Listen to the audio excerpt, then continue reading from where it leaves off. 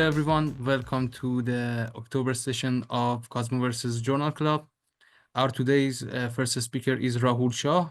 He is from Indian Statistical Institute, and he's going to talk about his work on revisiting the cosmic distance ladder with deep learning and approaches and exploring its application. Thank you, Rahul, and please start. Thank you, Madhi. So, hello everyone. I'm Rahul from India. I'm currently a PhD student, as Madhi mentioned, at the Indian Statistical Institute in Kolkata. And my research interests primarily revolve around the prevalent and rising tensions and anomalies in contemporary cosmology, with my focus being on exploring the prospects of various statistical and machine learning techniques to study alternatives to the standard cosmological model, as well as model independent investigations of various cosmological issues. So before I delve into what I want to share today, I would like to extend my heartfelt gratitude to Enrico and Madhi and to Cosmoverse for this opportunity, and especially to Enrico for the motivation. So today I shall be talking about revisiting the cosmic distance ladder with deep learning approaches, and we'll also see some prospective applications of the same. So to begin with, a brief introduction to our whole existence, our universe. Of course, this is an overused graphic which shows the evolutionary history of our universe, and we are somewhere here on the right looking back in time. I want to take some time here and try to understand exactly what we are all trying to do in cosmology. Our aim is to develop a mathematical framework, a theory, which can describe the universe, this universe of ours, from the start to the finish. So any such theory, in most cases, cannot be derived purely empirically, and it would always have some free variables which need to be constrained from observations. So given a theory or a model, these free variables, which we call cosmological parameters, are what we want to constrain by looking at the universe. Now, here's the crucial part. Now, this point may seem trivial, but this point must never be forgotten. We have just one universe, which means the values of these parameters must be unique. So no matter how we measure these numbers, they should all be consistent with one another. So I'll come back to this point again. So before I proceed, let me quickly give an overview of our current understanding of the universe. Although this community does not require this introduction, our current understanding is based on the lambda cold dark matter model, which provides a very good fit to a wide range of observations, starting from late time supernovae to large scale structure observations, and finally the early time CMB and isotropy data. The cosmological constant, which is the simplest dark energy model, comprises nearly 69% of the total energy budget of the universe. About 26% of it is cold dark matter, and the most of the remaining stuff is the visible baryonic matter we see around us. Although this is a highly concordant model, there exist several open questions. For one, we are not yet sure as to the exact nature of dark energy, whether it is a cosmological constant or has a dynamic nature to it. Moreover, general relativity is the basis of this model, and whether it holds at cosmological scales is also under some debate, rather. Then there are hints of dark matter not being cold, and also the possibility of there being exotic interactions within the dark sector. Moreover, there is the issue of whether a universe is flat or closed and stuff like that. But why would we even think of such modifications in the first place if the standard model works so well? Well, the answer are the rising tensions and anomalies in the standard framework, which is what Cosmoverse is all about. So we yet do not know with absolute certainty as to what the origin of these tensions are, whether they are due to experimental systematics or whether they indicate yet undiscovered physics. So with that technical introduction of the standard model, let me come back to the fundamental goal of cosmology. Given a theory, we must measure its free parameters uniquely. Now, given the nature of our universe, most of these measurements are done by measuring distances to cosmic objects in one way or the other. However, doing this turns out to be a non-trivial matter, and people have come up with various techniques. I would like to discuss how distance measurements work in cosmology and how the so-called cosmic distance ladder is constructed. So on the left-hand side is a pictorial representation of the local distance ladder. Here, distances to astrophysical objects are measured starting from nearby galaxies and progressively moving farther away. For example, we start with geometrical measurements of Cepheid variables and then use their intrinsic properties to calibrate supernovae at slightly farther away galaxies. And then we move to even further away galaxies, which have very bright supernovae. Hence, this local distance ladder is cosmology independent, but it does have some astrophysical assumptions. Conversely, we can build up the so-called inverse distance ladder, where We start at the CMB. We infer the length of the sound horizon at drag epoch by assuming a cosmological model, and then extrapolate it to late times in order to calibrate supernovae and other data sets, such as BAO and so on. Hence, this inverse distance ladder is dependent on the assumed cosmological model. Or we could assume a parametric form of the Hubble parameter or use the cosmographic series expansion, and hence reconstruct the distance ladder in a completely model independent manner. But each of these methods have drawbacks. For example, the parametric reconstruction would have dependence on what sort of form we are taking. The cosmographic series expansion has some truncation errors, so we are not sure to what terms we should be taking those. So this is where the problem lies. Like, if we knew the actual cosmology, if we knew the correct way to construct the distance ladder, there should not be any discrepancy in any parameter. So yeah, so that's the problem. These different ways of measuring distances do not ultimately give unique values to cosmological parameters. And the most famous or rather infamous example is the Hubble tension. So for the uninitiated, the Hubble tension is a discrepancy in the measurement of the current rate of expansion of the universe when measurements are made from late time observations versus those from the early universe. But I'm not going to focus solely on the Hubble tension here. Rather, I want to focus on the fact that if we are indeed measuring distances uniquely and correctly, then there should not be any discrepancies in the inference of cosmological parameters, any of them in the first place. Of course, assuming that we are doing the experiments correctly. So I'm not considering systematics here. So herein lies the motivation of the current work. That is, it is important to revisit the cosmic distance ladder with a different technique, which is preferably model independent as well as non-parametric. So here we aim to do this using deep learning networks. So for now, we can gloss over the details, but the philosophy of deep learning is simply this. So let's say I have some data set, and the aim is to find out the underlying function describing this data without assuming any form for the function.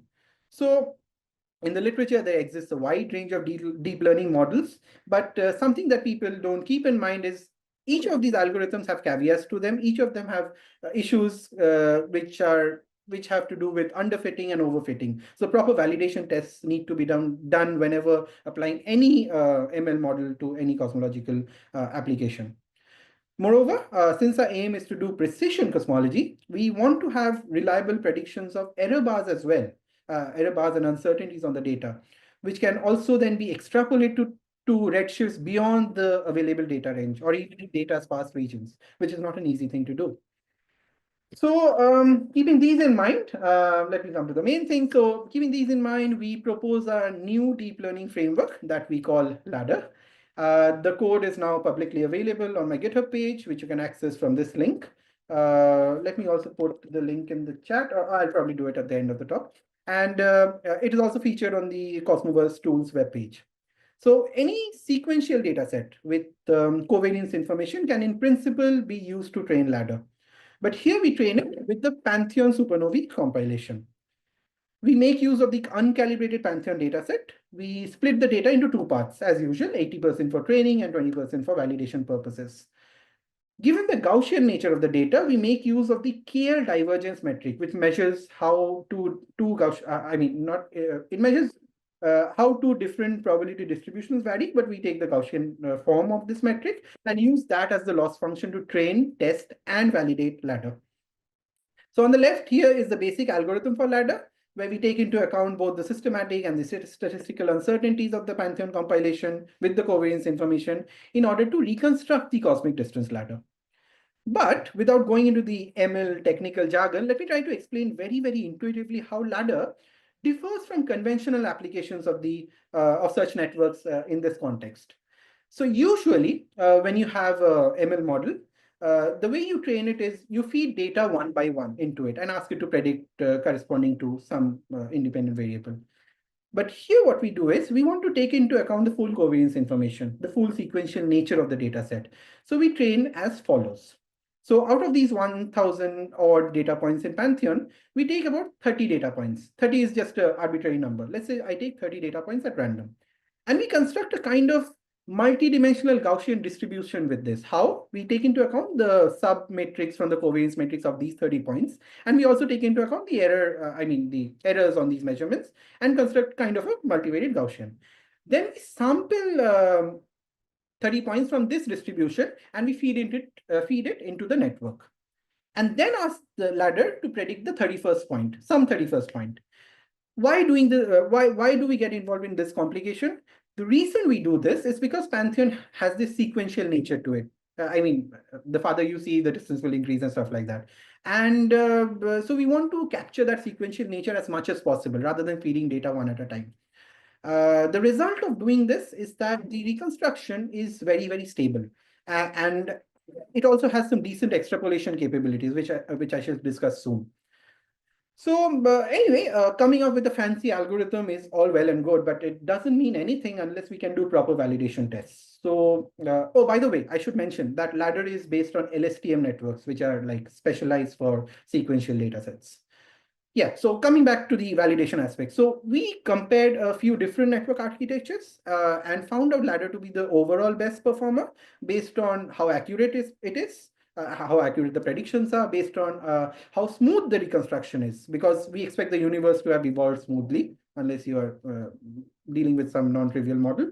And we also ensure a monotonic reconstruction, since again, we expect distances to increase the farther we see, as I mentioned. And those are the metrics for the different cases. So without going into the details, what I want to stress upon is that similar validation metrics must always be used when applying any ML model to cosmology to ensure that there is no overfitting or underfitting. Right, so that is the network. If you have any questions on how exactly this works, I would love to discuss that. But let me, for now, move on to some possible applications of this. I hope I've been able to motivate why we are doing this. So yeah, so what do we have now? Now I'm going to make a very, very bold statement. People are free to disagree with me on this. We now basically have a network which has learned the expansion history of the universe without assuming any cosmological model. In a completely data-driven approach. We have not assumed any priors, no cosmological model, nothing, just based on the Pantheon dataset. So what applications could we have for this? So first, I want to talk about ladder being a consistency test with similar data sets. So when we speak of a similar data set, the first one that comes to mind is Pantheon Plus, which is an immediate successor of Pantheon, and it has a high data density at lower redshifts compared to the existing Pantheon compilation. So the plot on the left shows a comparison between the distribution of the two data sets in redshift space. Also, some concerns have been raised regarding Pantheon Plus, for example, the overestimation of errors or perhaps uncorrected systematics in the dataset. With Ladder, what we are trying to say is we are trying to investigate these concerns in an entirely model-independent way. So having trained Ladder on Pantheon, we asked Ladder, well, what do you think Pantheon Plus would look like without showing it Pantheon? So basically, it makes predictions at the Pantheon Plus redshifts. And in the second plot, you will see the blue shaded thing. The black line is the mean reconstruction, and the blue is the 1 sigma spread of ladder reconstruction. And the black points are the Pantheon Plus data points. And we see that the reconstruction and the data points are consistent to 1 sigma. So it's quite a good reconstruction, so to say. But we wanted to quantify this more. How good is this reconstruction? So we kind of tried to constrain the parameters of lambda CDM and WCDM just as test cases for these three data sets: Pantheon, ladder predictions at Pantheon Plus redshifts, and Pantheon Plus. So in the third plot, and in the third and the fourth plot, you'll be able to see that we see that the ladder results trace the Pantheon results, which implies a good reconstruction in the case of both models. With Pantheon Plus for lambda CDM, we see a mean shift of matter density to a slightly higher value, and a slightly lower value in the case of WCDM, which is a result that has been found out through other methods, through other model-independent methods in the literature. Here we see it in a completely model-independent way. Also, the equation of state shows a preference for phantom for the ladder and Pantheon case, whereas a non-phantom equation of state for the Pantheon Plus. Anyway, I'm not focusing on the exact constraints. What is important is for all the three cases, despite these mild discrepancies, the constraints are consistent within the 1 sigma confidence level. So moving forward, I'll go to the second application that we have tried to kind of show in the paper, and I'll want to discuss here, is we focus on a comparative study between the transverse 2D bow and the anisotropic 3D bow datasets. The transverse bow dataset is model independent, whereas the anisotropic bow assumes a fiducial model for extracting the bow signal. In this exercise, we calibrate the bow datasets with ladder predictions and try to compare this ladder calibrated bow with the standard lambda CDM based bow calibration. Now, given the degeneracy between the supernova absolute magnitude and the co-moving sound horizon, we take the help of certain anchors as priors. So here we utilize the Shoes calibration on MB and the Planck prior on RD to break the degeneracy separately. So in the left panel, we show the plots and the solid contours are from ladder-based calibration, whereas the dashed contours are for the lambda CDM-based calibration. We find that the underlying cosmological model very closely resembles lambda CDM. There exists an internal inconsistency between the angular versus the isotropic bow data, which becomes very apparent in these figures. We see that the anisotropic contours do not overlap, but the angular ones do. So this is an issue that has been reported in the literature before. I mean, angular bow being model independent and being consistent with both early and late time priors. But we are seeing this aspect here in using a completely model independent tool, and that is what we want to highlight. There is a issue with an isotropic bow data, perhaps, but it is apparent in a model independent way. Also, in the second plot on the right-hand side, if we club the 1 sigma uncertainties, the 1 sigma predictions from ladder, because I must remind you, ladder doesn't only predict the mean values, it also predicts the errors on its predictions. So if we incorporate those, we get wider error bars, of course, but it leads to a purely data-driven selection of the MB and RD parameter space, which can perhaps be useful in ruling out some alternative cosmological models. If there's some cosmological model which prefers MBRD values which are outside this model independent ladder space, probably they are not correct, probably. But of course, that caveat of Pantheon is always there. Right. With that, let me move to the final application, which I want to show. And this is to do with the calibration of high redshift datasets. So here we consider gamma ray bursts, which a data set which is difficult to calibrate because it's such high redshift. I mean, it's not easy to extend your local distance ladder to those redshifts, but we can use ladder to calibrate it in a very model independent manner without assuming a cosmological model. So here we use the GRB to A219 sample, which has been split into two parts, low redshift and high redshift samples. For the low redshift samples, we cross-correlate them with the ladder reconstruction and make use of the Amati relation to obtain the GRB calibration parameters. Once this calibration is done, we now have a unique model-independent ladder-calibrated GRB dataset. And we can use this to do cosmology. We can use this to constrain any model that we want. So we just wanted to compare like the ladder calibration with the standard lambda CDM based calibration, and we obtained constraints for two different models. Again, lambda CDM and WCDM, just as a demonstration. And we find that the constraints obtained on the model parameters are consistent, irrespective of the calibration method. Again, the main takeaway here is that ladder enables us to calibrate such high redshift datasets in a purely data-driven approach. So with some of those applications, the way I guess I'm ahead of time, a lot ahead of time, but yeah, I would probably love to discuss on these with the audience. But let me summarize my key takeaways. The possibility of overfitting and underfitting issues in deep learning can, of course, lead to inaccurate and imprecise predictions in the context of cosmology. Hence, we propose ladder as a somewhat of an improvement that can learn sequential data utilizing the full covariance information within the data points. Reconstruction with ladder also exhibits stability even in data sparse regions that can give kind of give reliable predictions beyond the training data range. This can have one prospective application as a model independent mock data generator. For example, let's say to generate mock gravitational wave data sets in the context of forecast studies, in the context of like future GW missions. Finally, given ladder's potential, we hope this will open up new avenues for exploration in this direction in the future. So, as I mentioned already, ladder is now public. and it is available on my GitHub page. I strongly welcome everyone to use the code, play with it, and modify it as you see fit. I also encourage everyone to have a look at the corresponding paper, which contains more details of the work I presented and is now published in the Astrophysical Journal supplement series.